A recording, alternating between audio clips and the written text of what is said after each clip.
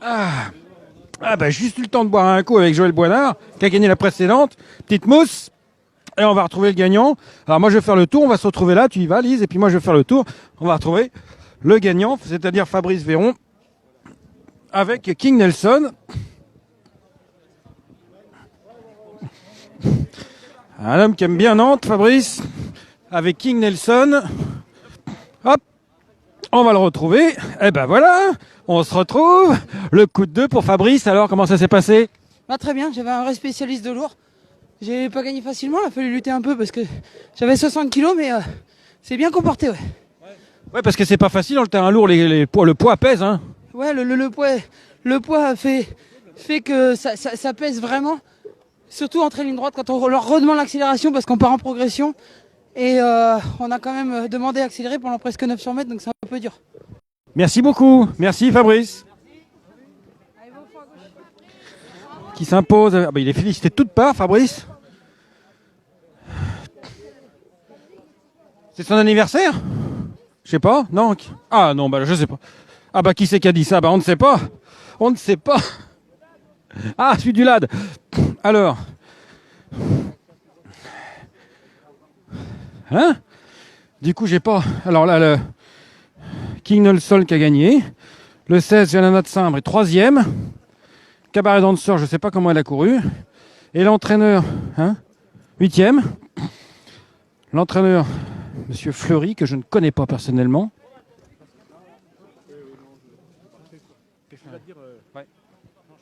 Jean-Charles. Prénom d'entraîneur. Merde. C'est quoi la première? Fleury. P. Comment? Avec Pascal Fleury. Pascal Fleury, l'entraîneur de King Nelson, qui porte une casaque, Pascal Fleury, merci, qui porte une casaque italienne, Scuderia Briantea SRL, un fils de Mount Nelson, avec Pascal Fleury, son entraîneur. Bravo, félicitations, avec une casquette de circonstance. Voilà. alors King Nelson, bien, et il disait, Fabrice, c'est pas facile, 60 kilos, ils font 900 mètres d'accélération et il est costaud. Non, bah lui, Alors j'ai supplémenté parce que j'ai vu durant la semaine que le cheval il était très bien et j'ai regardé son programme, il avait peu de courses à la fin jusqu'à la fin du mois. J'ai dit j'en profite parce que j'ai dit comme il est bien, faut courir et j'ai vu qu'il y avait cette course-là à Nantes avec du terrain lourd que lui il adore en plus le terrain lourd, c'est un cheval qui fait très bien le terrain lourd. En plus il sait bien qu'il est tombé en deuxième épreuve. Enfin, c'était pile poil, oui. Lui c'est un cheval qui gagne des handicaps là il est tombé, il est descendu sur une G, une bonne chance j'avais. Et vous entraînez où? À Sonone. Tout simplement, depuis combien de temps vous êtes à Sonone? Depuis 2015. Ah oui, c'est tout récent alors. Vous avez combien de chevaux? Là j'en ai une douzaine. Non, ça va. Plat et obstacle ou uniquement plat? Plat et obstacle, il n'y a pas de problème. C'est qui Scuderia Briantea? C'est mon propriétaire italien, que moi j'ai travaillé pendant 28 ans là-bas en Italie. C'est pour ça le style. Regardez, trop le style.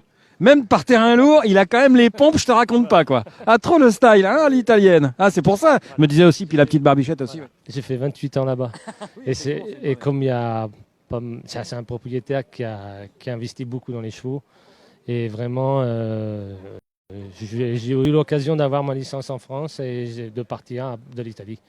Lui, il a bien voulu me suivre et là, on est bien parti cette année. Vous entraîniez en Italie? Je faisais comme sous-entraîneur là-bas. C'était sous-entraîneur. J'ai fait 2 ans à Milan et après, lui, il avait une grande propriété avec des pistes et qu'ensuite il a vendu parce que, comme vous savez très bien que les pics en Italie, est un peu un désastre. Et voilà. C'est la raison pour laquelle vous êtes venu en France, j'imagine? Voilà, c'est pour ça que je suis venu en France. Retour au pays? Retour, oui. Et j'ai dit que ça ne va pas être facile. Moi, j'ai choisi un endroit où vraiment il y a beaucoup de pistes. Et c'était des chevaux qui gagnaient des handicaps un peu là-bas, que ça permettait de pouvoir gagner aussi de ce côté-là. D'accord. Merci beaucoup Pascal et bonne continuation. Attention aux chaussures, parce que là le terrain est un peu gras. Merci beaucoup Pascal et bravo. Un pantalon, même le XT cher, je crois que il n'arriverait pas à porter ça. Regarde la classe, t'es jaloux. Très très très jaloux, oui. Je vais lui demander où il les a achetés. Alors la suivante. La suivante, le prix Le prix du Clos Pasquier. C'est lui le gagnant. Bravo. Il est costaud hein, en plus, hein, King Nelson. Il est dur comme une vache. Ah bah ça, bah dame.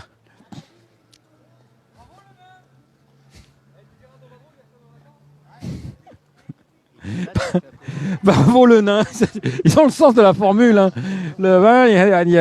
Alors, on va passer à ce que disaient les gens, les snobs parisiens d'il y a 30 ans, les bêtes à cornes. C'est-à-dire une course d'AQPS. C'était vraiment pas sympa. Ils les appelaient aussi les buveurs d'air. Ce qui n'était pas sympa non plus. Parce qu'aujourd'hui, les AQPS sont au sommet. Et d'ailleurs, le seront la semaine prochaine à Cheltenham. En attendant, nous allons parler d'une course plate AQPS, une des bonnes épreuves pour chevaux de plat AQPS de 4 et 5 ans, parce qu'on rappelle que les AQPS en France continentale, en tout cas, ne peuvent courir en plat que jusqu'à l'âge de 5 ans, enfin en tout cas entre AQPS, après rien ne les empêche que de courir contre les pur sang. Pourquoi j'ai dit en France continentale, mais voilà, continentale, parce qu'en Corse, c'est... Sans changement. Oui, en Corse, cette limite d'âge n'existe pas. Et voilà. Et donc, ils sont 6 dans cette course plate AQPS sur 3100 mètres, une distance qui était rallongée par rapport à l'origine. C'était une course qui... Moi, quand je l'ai gagnée, cette course... Salut, Thierry Brumont-Sergent, qui est 3e de la course précédente. L'assureur des stars à La Flèche. Qu'est-ce que je racontais? Oui, 3100 mètres et un cheval. Tu parlais de la distance, Arnaud. Oui, 3001. Allez, quand j'ai gagné cette course avec Azur des Rodières dans le temps, et en fait c'était 2400 mètres. Maintenant c'est 3100 mètres parce que c'est plus les chevaux de longue distance, 3100 mètres, les chevaux d'obstacle. Et les chevaux d'obstacle, parlons-en, les chevaux d'obstacle, parce qu'il y a un vrai cheval d'obstacle. Ah, la grande rentrée de Crack de Rêve. Crack de Rêve. Eh ouais, Crack de Rêve, gagnant de l'Istade à Auteuil, gagnant du Coq Gaulois, gagnant du Nupsala, élevé par Antoine Gronfier et son père Jean-Paul. C'est un super cheval, celui-là. Ah oui, puis c'est un vrai cheval d'obstacle. Hein. Il fait sa rentrée en plat, bon, il sera pas... perturbé par le terrain, parce que le terrain lourd d'Auteuil, il connaît, et le terrain lourd de Nantes, eh bien, il va le découvrir, mais il est vraiment lourd. Alors, nous sommes en train de regarder les chevaux. Crack de Rêve, donc. C'est un cheval gris. C'est un cheval gris, donc ce n'est pas celui-là. Oui, voilà. Oui. Quelle perspicacité, franchement. Ah ouais, puis après 2 bières de suite, ça va beaucoup mieux. Et donc, nous allons chercher un cheval gris qui n'est pas là.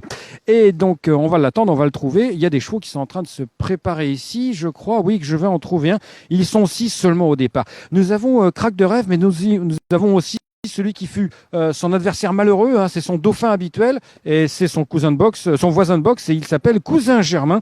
C'est un fils de Protector et Mousse des Bois, élevé par Jean Hardy, mais Mousse des Bois appartenait au très regretté Antoine Mauget. Voilà, ce serait un bel hommage à cet homme formidable qui était Antoine Mauget avec une victoire de Cousin Germain. Mais ça va pas être facile de battre Crack de Rêve. Driver Star ici, alors lui c'est pas trop le modèle de la QPS pure, hein, si vous voyez ce que je veux dire. Il fait pas beaucoup de centimètres, il fait pas beaucoup de kilogrammes non plus. Hein. Il a des jambes un peu plus même plus fines que celles de l'Extécher, mais il est moins grand. Et en fait c'est un cheval de la QPS, mais un cheval de plat. Hein. Il vient d'être un Dom Driver d'ailleurs, qui était un tout petit cheval aussi, qui vient de courir à Angers.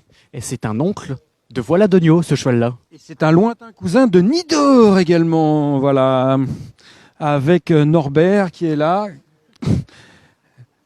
qui attendait un bon comportement de son cheval lors de sa rentrée à Angers, et qui est 3e d'ailleurs. Et Driver Star, j'avais travaillé ma course la dernière fois, c'est l'élevage des stars depuis la 5e ou 6e mère en 1949.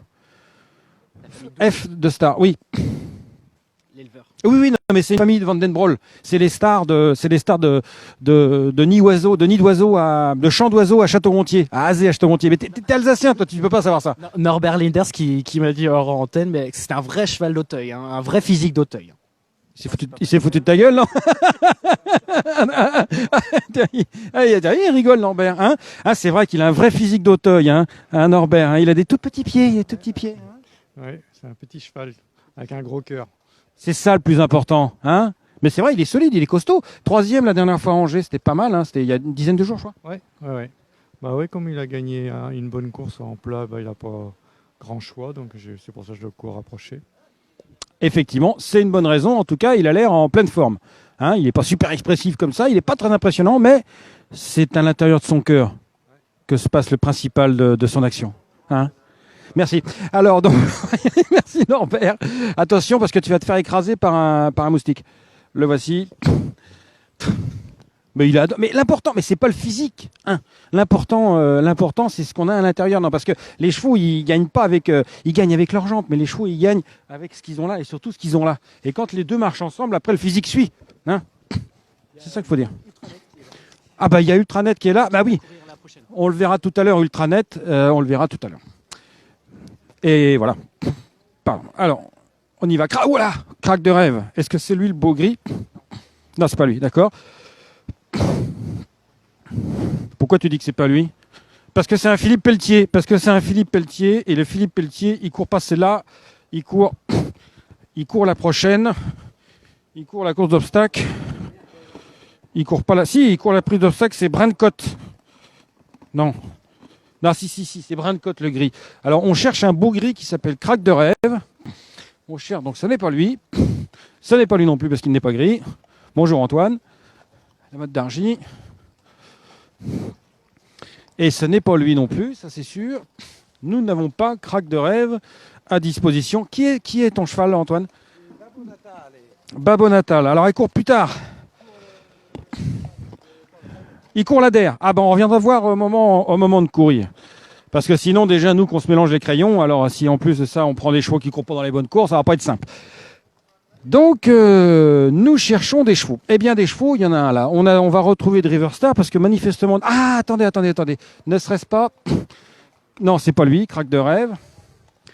Nous sommes dans la plus grande interrogation. C'est une véritable enquête menée par le commissaire Stecher qui va partir à la recherche de Crack de rêve qui n'est pas là. Ça, c'est David Berra qui va courir la course suivante. Ici, nous avons 6 partants. C'est pour ça que c'est pas toujours facile de trouver ici dans ces écuries un petit peu labyrinthiques de trouver les chevaux. On va aller au Prairon, effectivement. 6 partants. Crack de rêve, le numéro 1. Cristalline du repas, le numéro 2, sans S à repas.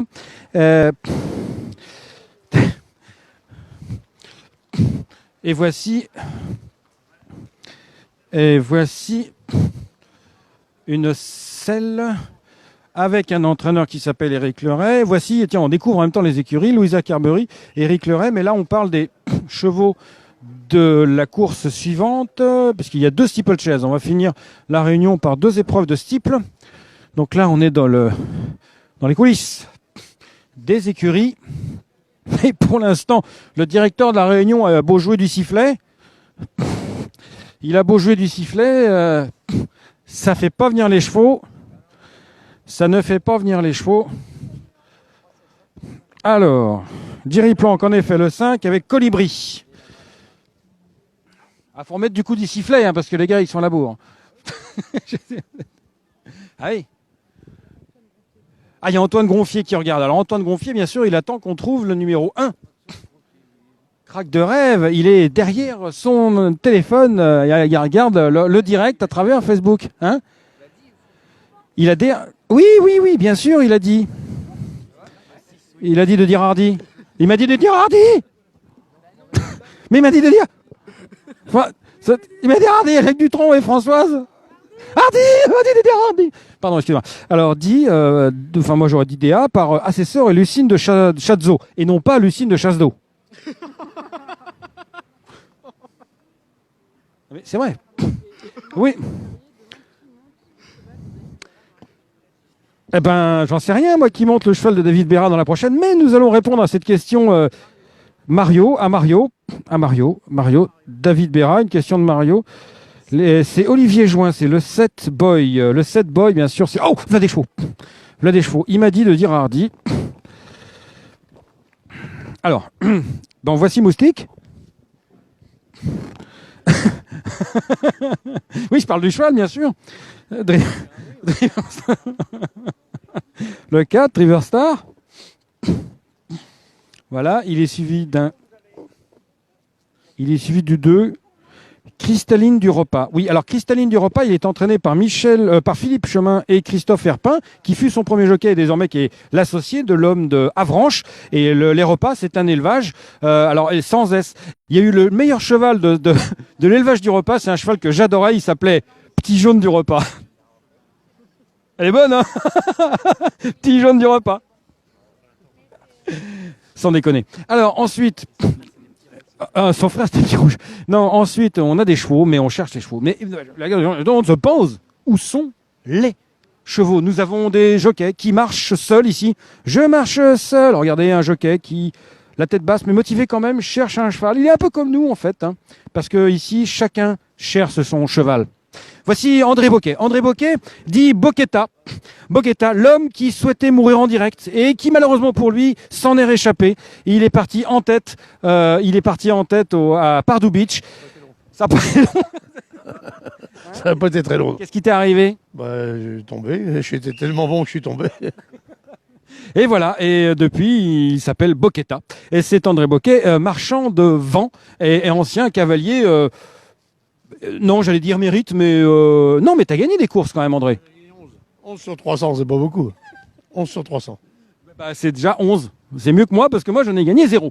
Alors, nous allons donc, merci André de cette brillante intervention, arriver au rond de présentation. Nous voyons des jockeys. Nous avons le jockey de Crack de Rêve qui s'appelle Alexandre Roussel. On le connaît par cœur. Nous avons les jockeys, mais on n'a toujours pas le cheval, ce qui est quand même assez fâcheux. Mais la présence du jockey semble témoigner que le cheval va courir. Crack de Rêve, le numéro 1, donc élevé par Antoine Gronfier. Et Jean-Paul Gronfier, son père. Voici donc Bertrand Lefebvre qui nous présente le numéro 6, 10, avec William Sareva. Voilà. Salut Bertrand, comment ça va? T'as la forme? T'es bien? Bonjour, ça va William, ça va bien? Hop, pardon. Et d'ailleurs, on va demander un petit mot à Bertrand dès qu'il aura mis son jockey en selle. On va le laisser tranquille. Pour l'instant, on regarde les jockeys. Ici, les deux jockeys de Guy Chérel, en l'occurrence Alexandre Rossel, qui a une pression importante sur les épaules. Il est ici avec son agent, parce qu'il monte un super cheval. Un super cheval qui, mesdames, messieurs, nous allons admirer en direct live arriver. Regardez, venez avec moi. Venez. Il arrive ici, vous ne pouvez pas le rater. C'est un magnifique cheval gris presque blanc. Il s'appelle Crack de Rêve. Un fils du très rare Loxias. Très rare Loxias, qui était un cheval un peu particulier, qui était bourré de caractère, qui avait gagné le Derby de l'Ouest au Lion d'Angers sous la selle de Christopher Soumillon et qui n'a fait que très peu de produits. Voici donc ce magnifique et cet excellent Crack de Rêve qui va faire encore un petit tour avant qu'il ne soit enfourché par son cavalier du jour, son chevalier de la journée, Alexandre Roussel. Regardez, Crack de Rêve. On va passer sous la barrière. Un vrai bon cheval, un Crack de Rêve. Gagnant de Listed en haie. Gagnant du Nupsala et du Coq Gaulois en steeplechase à Auteuil, sous la casaque de Simon Munir, qui est toujours son propriétaire.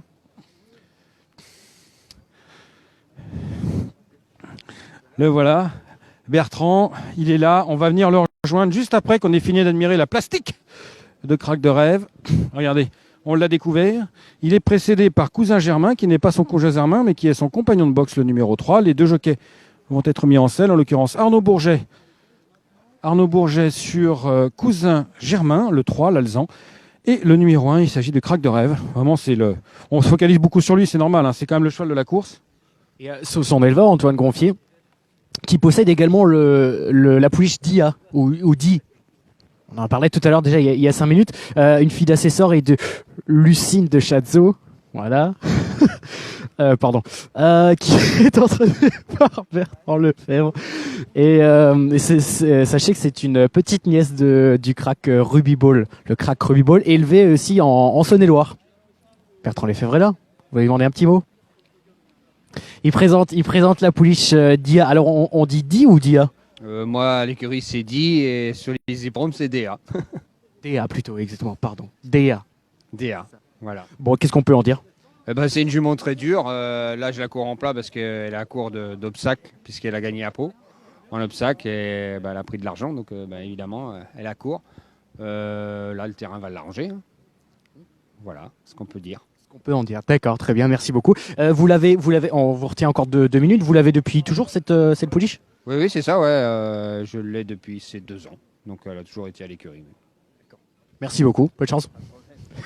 pour la pouliche dit. Donc on va prononcer comme Bertrand dit. Tous les concurrents sont partis du rang de présentation. Ils étaient 6 effectivement, ouais, pour cette course à condition 3100 mètres, le prix du Clos Pasquier, 3100 mètres à parcourir sur l'hippodrome de Nantes. Vous êtes toujours en direct avec notre partenaire Lenker. On se retrouve dans un instant après la course qui est à suivre sur pv.fr. À tout de suite.